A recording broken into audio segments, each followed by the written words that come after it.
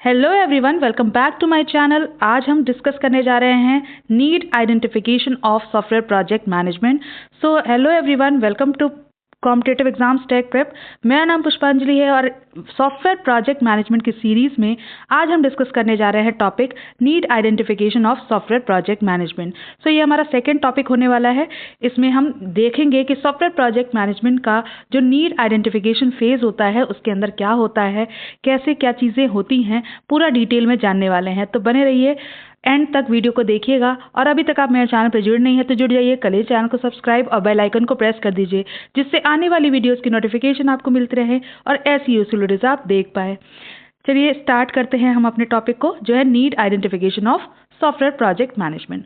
So need identification phase जो होता है हमारे सॉफ्टवेयर प्रोजेक्ट मैनेजमेंट के अंदर, इसमें क्या होता है कि हम एज अ प्रोजेक्ट मैनेजर क्या करते हैं, कोई भी आपके जो प्रोजेक्ट की क्या क्या रिक्वायरमेंट्स हैं, क्या क्या ऑब्जेक्टिव्स हैं, उसको रिकॉग्नाइज करते हैं और साथ में डिफाइन भी करते हैं कि कौन कौन सी रिक्वायरमेंट हैं जिसे हमें फुलफिल करनी है इस प्रोजेक्ट के अंदर, और उस प्रोजेक्ट का बेसिक ऑब्जेक्टिव क्या है, इसको पूरा हम रिकॉग्नाइज करते हैं और डिफाइन करते हैं नीड आइडेंटिफिकेशन फेज में।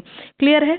तो इसमें क्या क्या चीज़ें होंगी। सबसे पहला हमारा काम होगा कि हम बिजनेस ऑब्जेक्टिव को डिफाइन करेंगे, यानी यहाँ पे हम समझेंगे कि ओवरऑल हमारे बिजनेस करने का गोल क्या है और जो सॉफ्टवेयर प्रोजेक्ट हम बना रहे हैं उससे हमारे बिजनेस पे क्या इम्पैक्ट पड़ने वाला है, उससे हमारे बिजनेस में क्या अचीव होगा, कैसे सपोर्ट करेगा ये प्रोजेक्ट हमारे बिजनेस के लिए। ठीक है, तो ये पहले हम डिफाइन कर देंगे। क्लियर है? यानी इसमें हमने देख लिया कि ऑर्गेनाइजेशन के सक्सेस के अंदर आपका सॉफ्टवेयर जो हम बना रहे हैं, जो सॉफ्टवेयर प्रोजेक्ट बना रहे हैं, वो कितना कंट्रीब्यूट करेगा। ठीक है, सेकंड हमारा जो इसमें ध्यान देना है हमें, वो है स्टेक होल्डर को का एनालिसिस हमें करना है।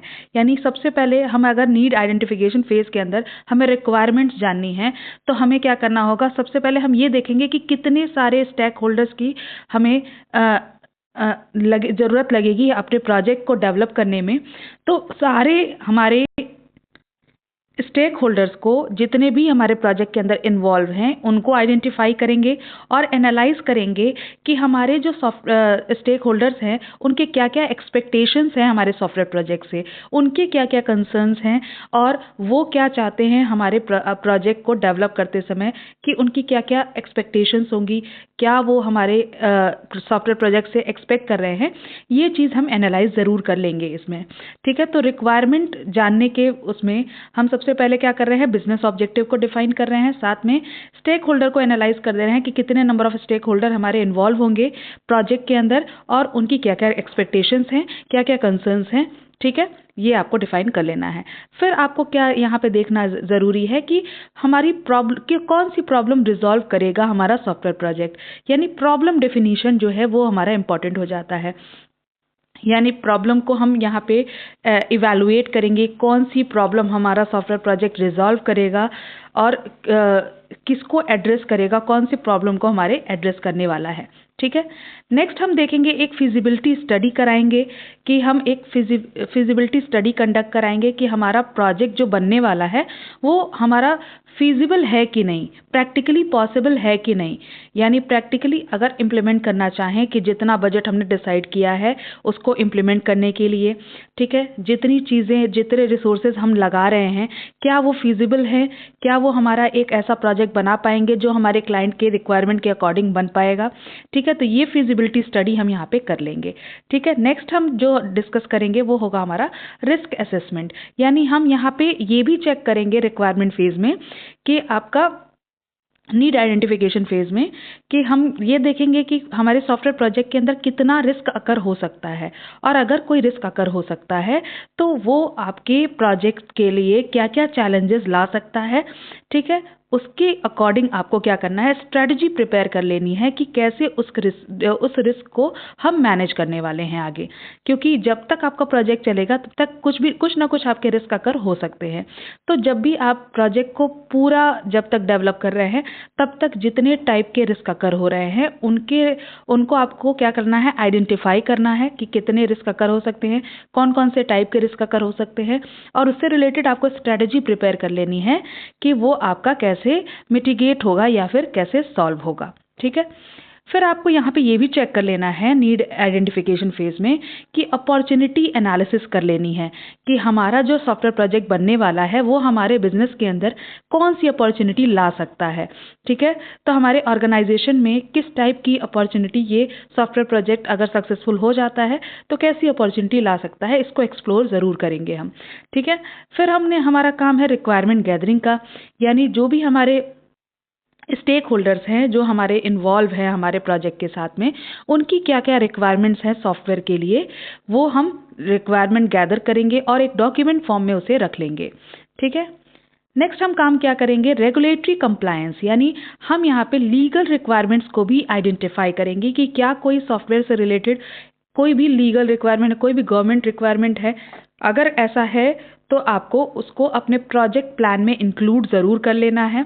ठीक है, कि आप जब प्रोजेक्ट बना रहे हैं तो उस लीगल रिक्वायरमेंट को भी लेके चलना है कि हमें इस लीगल रिक्वायरमेंट को भी पूरा करना है प्रोजेक्ट को कंप्लीट करते समय।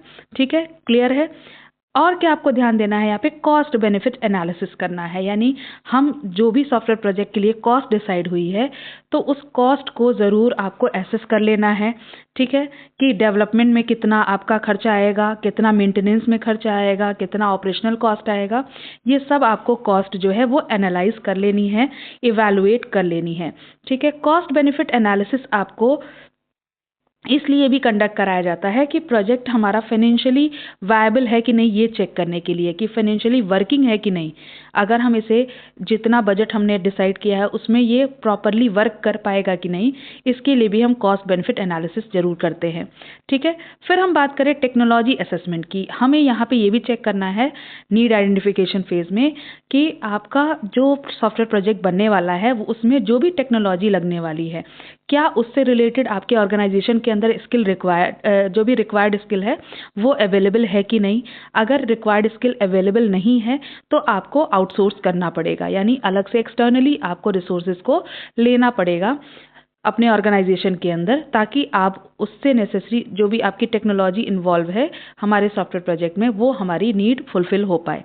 ठीक है, ताकि प्रोजेक्ट अच्छे से बन पाए, ये आपको ध्यान देना है। ठीक है, फिर हमें क्या ध्यान देना है कि यहाँ पे प्रोजेक्ट का स्कोप आपको क्लियरली डिफाइन करना है कि प्रोजेक्ट की बाउंड्रीज क्या हैं, लिमिटेशंस क्या हैं, क्या प्रोजेक्ट में होना चाहिए, क्या प्रोजेक्ट में नहीं होना चाहिए, क्या इंक्लूड करना है और क्या एक्सक्लूड करना है प्रोजेक्ट में, ये आपका यहाँ पे क्लियरली डिफाइन होना चाहिए।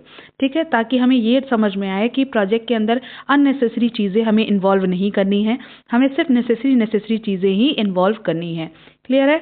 अब नेक्स्ट हमारी बात आएगी इनिशियल प्रोजेक्ट प्लान की, यानी हम क्या करेंगे, एक इनिशियल प्रोजेक्ट प्लान डेवलप करेंगे ताकि उसमें हम ये बता पाएं कि कब हमारा कौन सा काम पूरा होने वाला है। ठीक है, कब कौन सा माइलस्टोन हमारा पूरा होने वाला है, तो टाइमलाइंस उसमें हमारी इंक्लूडेड होंगी हमारे प्रोजेक्ट प्लान के अंदर, माइलस्टोन्स पूरे हमारे वहाँ पे इंक्लूडेड होंगे, रिसोर्स कितनी रिक्वायर्ड हैं उसकी रिसोर्स रिक्वायरमेंट भी हमारी वहाँ प्रोजेक्ट प्लान के अंदर इंक्लूडेड होंगी। ठीक है, तो हम इनिशियल प्रोजेक्ट प्लान डिसाइड कर लेंगे, डिफाइन कर लेंगे, जिसमें लिखा होगा कि कब कब क्या क्या चीज़ें होने वाली हैं और कब हमारा एक इस फेज़ अगर पूरा हो गया तो माइलस्टोन, कौन सा माइलस्टोन अचीव हो जाएगा, ये सब पूरा थॉरली वहाँ पे लिखा होगा। ठीक है, तो इन सारे एक्सपेक्टेशंस को अगर आप नीड आइडेंटिफिकेशन फेज़ में एड्रेस कर लेते हैं तो एज अ प्रोजेक्ट मैनेजर तो आप इंश्योर हो जाएंगे कि आपको आपके प्रोजेक्ट का पर्पज़ क्या है, प्रोजेक्ट का गोल क्या है। ठीक है, और क्या क्या चीज़ें वहाँ पे मैंडेटरी हो जाती हैं अगर आपको सक्सेसफुली प्रोजेक्ट को मैनेज करना है तो। आई होप आपको समझ में आ गया होगा। वीडियो पसंद आई है तो लाइक कर दीजिएगा, ऐसे ही वीडियोस पाने के लिए चैनल को सब्सक्राइब ज़रूर कर लीजिएगा। Thank you for watching.